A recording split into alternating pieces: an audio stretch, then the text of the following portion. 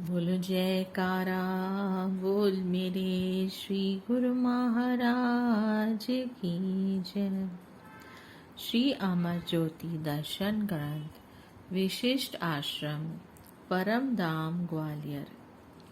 श्री सद्गुरुदेव जी महाराज ने सन 1970 में दिसंबर मास में श्री संत नगर के लिए प्रस्थान किया। मार्ग में ग्वालियर स्थित जनक बाग परम धाम में एक दिन रात्रि समय संगतों को श्री दर्शन एवं प्रवचनामृत से निहाल किया। प्रेमियों का उमड़ता हुआ प्रेम एवं भक्ति पथ पर चलने का उत्साह व अभिलाषा ने आपको प्रेम विभोर कर दिया। श्री सद्गुरु जी महाराज श्री तृतीय पातशाही जी ने इस भूमि को खरीद कर यहाँ पर केवल एक कमरा और छोटा सा हॉल कमरा ही बनवाया था। बाकी जमीन पर फलों के बगीचे और फसल के खेत थे। सन 1947 में विभाजन के समय काफी प्रेमी परिवार यहाँ आकर बस चुके थे। आपने संपूर्ण क्षेत्र का भ्रमण किया। महात्मा परम योगानंद जी को फरमाया, श्री गुरु माँ जी श्री तृतीय पातशाही जी के अनथक परिश्रम से निर्मित इस पारमार्थिक स्थानों को शीघ्र दिव्य रूप देना है। इस धरती पर दूर दूर से प्रेमी जिज्ञासु भक्ति प्रेम नाम सुमिरन की आत्मिक संपदा से मालामाल होंगे। उस समय ग्वालियर का डिप्टी कमिश्नर अचानक ही बाहर का निरीक्षण करते हुए अंदर आया। उसने आपके तेजोमयी स्वरूप को निहारते ही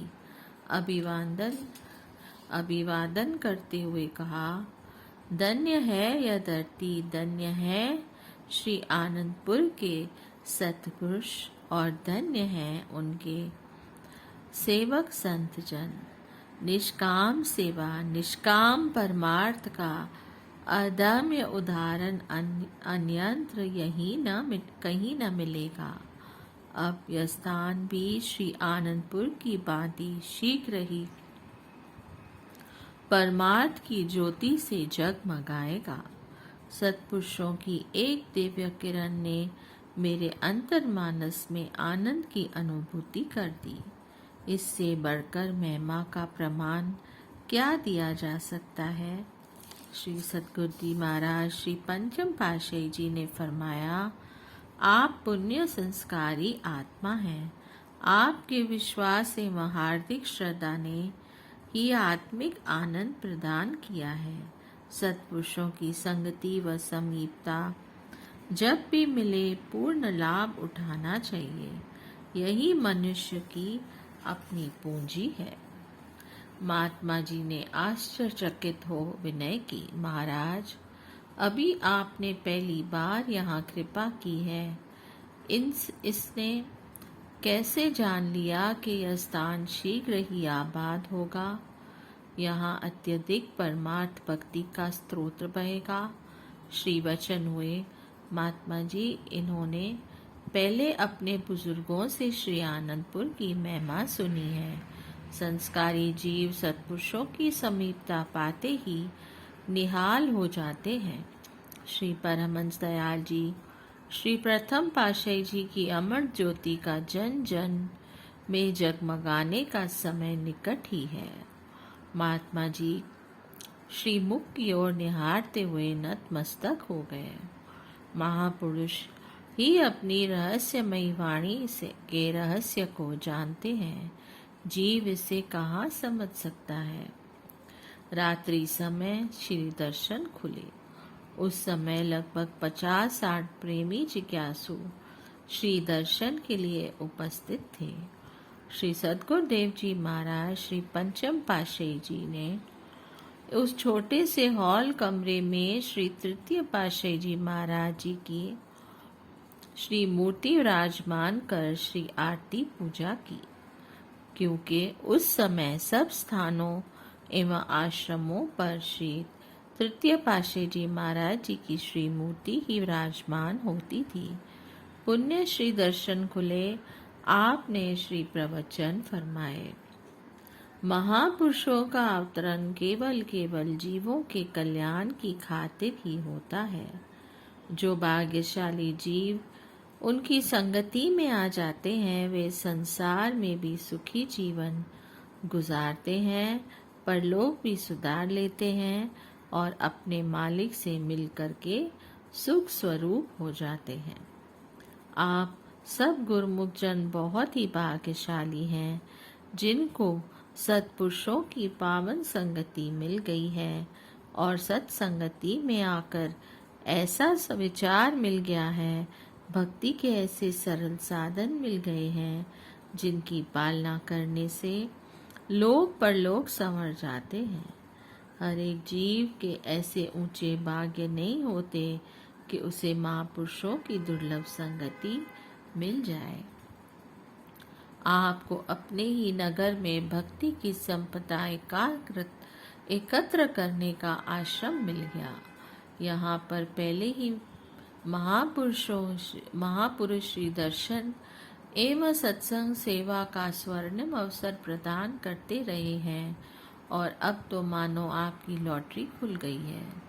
शीघ्र ही यहाँ पर हजारों लोग दूर दूर से आकर सत्संग सेवा का लाभ उठाएंगे।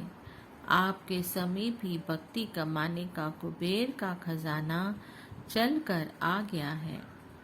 ऐसे भाग्यशाली जीव तो लाखों करोड़ों में से विरले विरले ही होते हैं।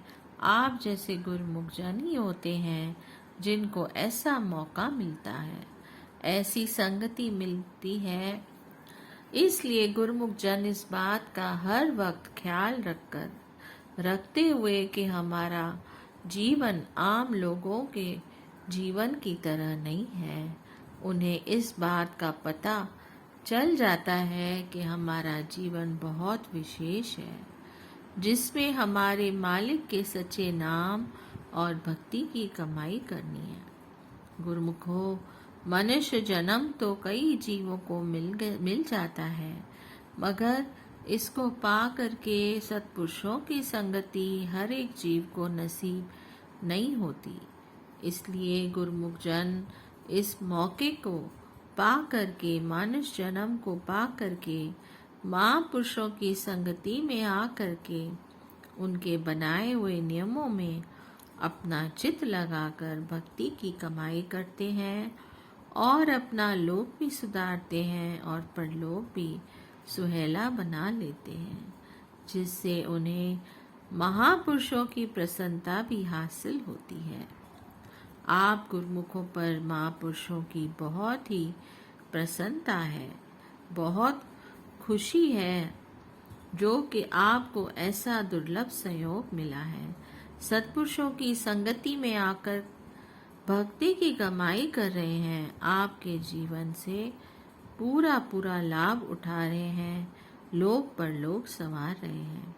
यह मानुष शरीर केवल शरीर ही नहीं है, इसमें जो चेतन वस्तु है वह आत्मा है।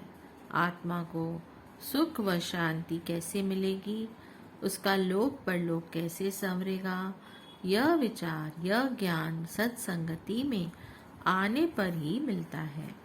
भक्ति की कमाई करने से ही प्राप्त होता है। इसलिए गुरुमुख जन हमेशा सावधान रहते हैं, अपने समय की पूरी कदर करते हैं, अपने एक एक श्वास में नाम भक्ति की कमाई करते हैं, जिससे कि उनको लाभ मिलता है। क्या लाभ मिलता है? वे संसार में भी सुख से जीवन गुजारते हैं और जब मालिक की दरगाह में जाते हैं तो सुरखरू होकर जाते हैं। इसी में मानव जीवन की सार्थकता है। समस्त संगत निहाल एवं खुशहाल थी। सब ने अपने भाग्यों की सराहना करते हुए श्री परमहंस दयाल जी का धन्यवाद किया। रात्रि समय जब दर्शन बंद हुए तो आपने महात्मा दर्शन अलखानंद जी एवं महात्मा परम योगानंद जी को फरमाया कि आप दोनों रात्रि को यहाँ पहरा देने का प्रबंध करें। यह संगत प्रातः सूर्य निकलने पर यहाँ से जाएगी। संगत को ने रात्रि या वहाँ ठहरने के लिए भाग्य मनाए कि प्रातः हम पुनः श्री दर्शन का सौभाग्य मिलेगा। दूसरे दिन प्रातः श्री आरती पूजा एवं श्री दर्शन देकर श्री सद्गुरुदेव जी महाराज जी ने श्री संत नगर के लिए प्रस्थान किया। 15 दिन तक वहाँ परमार्थ लाभ करवाकर आप वापस श्री आनंदपुर लौट आए। महापुरुष अपने प्रेमियों की भावना किस प्रकार पूरी करते हैं, यह प्रेम की अगाध लीला है।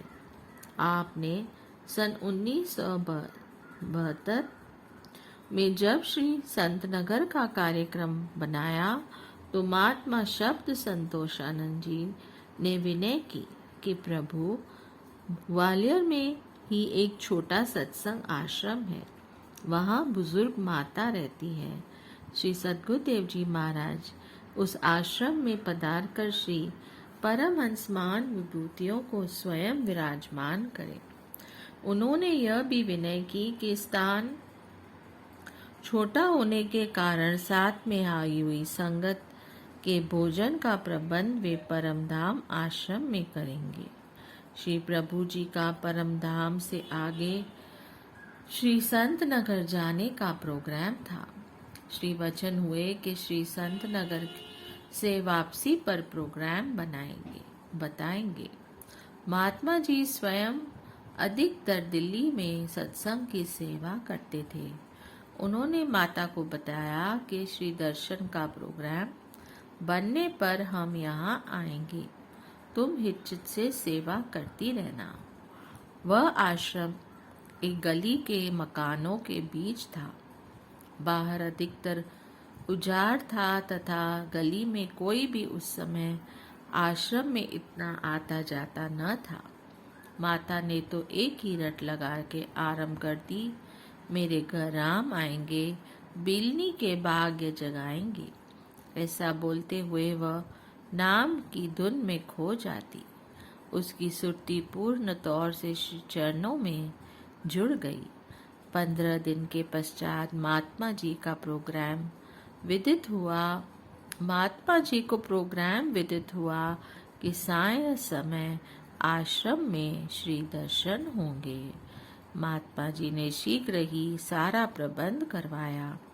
साथ में 2-4 भक्त्यानियों को ले गए। श्रीकार के साथ एक बस गुरुमुखों की थी। उस समय फोन की सुविधा नहीं थी। अचानक ही साय समय प्रोग्राम बदल गया। आश्रम पर संदेश भिजवाया गया कि श्री दर्शन कल प्रातः होंगे। तैयार की गई भोजन सामग्री को लेकर परमधाम आश्रम पर पहुंच जाओ। महात्मा जी ने शीघ्र ही भक्त्यानियों को साथ लिया। ऑटो रिक्शा द्वारा परमधाम जाने लगे तो माता ने से कहने लगे, माता हम सब जा रहे हैं, तुम्हें सुबह श्री दर्शन होंगे, पीछे से सावधान रहना, कोई भी दरवाजा खटखटाए तो खोलना नहीं, संध्या हो चुकी है, सेवा का सारा सामान आश्रम में ही है। माता ने विनय की, महात्मा जी आश्रम में मुझे ही रहना है और श्री दर्शन भी मुझे बाद में होंगे। हे भगवान, यह कैसी लीला है। महात्मा जी वहां से परमधाम आश्रम में पहुंच गए। माता ने दरवाजा बंद कर दिया। मंदिर में बैठकर भगवान को प्रेम भाव से अश्रुओं से नहलाने लगी। मेहरबान भगवान, सुना तो बहुत है परंतु देखा नहीं हृदय की पुकार को सुनते हुए। मेरे भाग्य में क्या दर्शन नहीं थे? ऐसा कह उसने प्रेम विभोर होकर पुण्य धुन लगा दी। मेरे घर राम आ रहे हैं, अभी अभी दर्शन दिखा रहे हैं। साय समय कुछ अंधेरा हो रहा था। श्रीकार ग्वालियर में पहुंची। आपने फरमाया, बलराम महात्मा योग सत्यानंद जी, बस में महात्मा दर्शन अलाखानंद जी को कह दो कि आश्रम पर जाकर महात्मा शब्द संतोषानंद जी से कह दे कि श्री सद्गुरुदेव महाराज जी आपके आश्रम पर पहुंच गए हैं, शीघ्र वापस आ जाओ। भक्त जी संदेश देकर वापस लौटे तो आपने फरमाया, बलराम, यहाँ कहीं पास में आश्रम है, तुम यहीं कार रोककर बीच में बैठे रहो। हम परम योगानंद के साथ जाकर आश्रम ढूंढ लेंगे। तथा यह भी फरमाया कि माता ने हमें ऐसा बेचैन किया है कि ग्वालियर तक पहुंचना भी मुश्किल हो गया है। गली के अंत तक श्री चरणों से चलते हुए महात्मा जी के साथ आप आश्रम के द्वार पर पहुंचे। आपने दरवाजा खटखटाया और कहा, माता, दरवाजा खोलो। पुनः महात्मा जी ने 3-4 बार द्वार खटखटाया, परंतु माता अपनी धुन में अंदर गाए जा रही थी। पड़ोसन ने अपने छत से बाहर झांका। छत पर चढ़कर आश्रम की छत से आवाज लगाई, माता, जल्दी से बाहर आओ, द्वार पर देखो कौन है। आप बाहर से फरमा रहे थे, माता बुला भी रही है और फिर दरवाजा तो खोल। माता दरवाजे पर आकर अंदर से ही पूछने लगी, आप कौन है जो इस समय आए हो? मैं भी पक्की हूँ, द्वार नहीं खोलूंगी। मुझे महात्मा जी ने दरवाजा खोलने के लिए मना किया है, इसलिए दरवाजा नहीं खुलेगा। महात्मा जी ने कहा, दरवाजा खोल, श्री गुरुमा जी स्वयं खड़े हैं। आपने भी फरमाया, गुरुमा जी तेरे पास आए हैं। इतने में उस पड़ोसन ने यह सुनते ही सीढ़ियां उतरकर अंदर से दरवाजा खोल दिया। माता ने सामने देखा तो पर प्रेम विभोर बावली होकर श्री चरणों में गिर पड़ी। आप आ गए, मुझे समझ न आई। प्रभु, आपको कहाँ बिठाऊं, क्या खिलाऊं? आपने फरमाया, माता, सीधा मंदिर में ले चल। श्री मंदिर में जाकर महात्मा जी के साथ रुई जोत एवं घी ढूंढा, स्वयं आरती की थाली बनाई। श्री परमहंस महान विभूतियों को मंदिर में विराजमान किया। आपने स्वयं श्री आरती आरंभ की। महात्मा परम योगानंद जी तथा माता इस लीला को देखकर हैरान व आनंदित हो रहे थे। विनती समाप्त होने वाली थी कि महात्मा शब्द संतोष आनंद जी, भक्त भक्त्यानिया एवं बलराम भक्त जी अंदर आ गए। सब ने दंडवत प्रणाम करके श्री आरती पूजा का कार्यक्रम को पूरा किया। महात्मा शब्द संतोषानंद जी ने विनय की, प्रभु, आपकी दिव्य लीला हम नहीं जान सकते, क्षमा करें, आपका स्वागत भी न कर सके।